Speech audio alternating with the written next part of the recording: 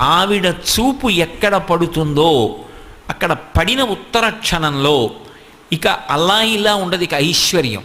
అది ఉత్సాహం కానివ్వండి, సంతోషం కానివ్వండి, పూనిక కానివ్వండి, అక్కడ ఉండేటటువంటి సంపద కానివ్వండి, అవన్నీ కూడా అంత పుష్కళత్వాన్ని పొందుతాయి, అంత సంతోషంగా ఉంటుంది.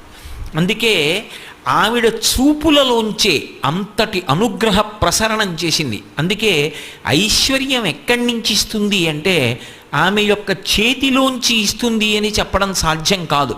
అందుకే లక్ష్మీ కటాక్షము అంటూ ఉంటారు. ఆవిడ చూపు పడితే చాలు, ఒక్కసారి అలా ప్రసన్నంగా చూసిందా, ఇక అక్కడ ఎంత ఐశ్వర్యం ఏర్పడుతుంది అనేటటువంటి దాని గురించి చెప్పడం ఎవరికీ సాధ్యం కాదు. అయితే మీరు ఒక్క విషయం జ్ఞాపకం పెట్టుకోవాలి, నేను ఐశ్వర్యము ఐశ్వర్యము ఐశ్వర్యము అన్న మాట వాడుతున్నప్పుడు కేవలము నేను సంపద గురించి మాట్లాడుతున్నాను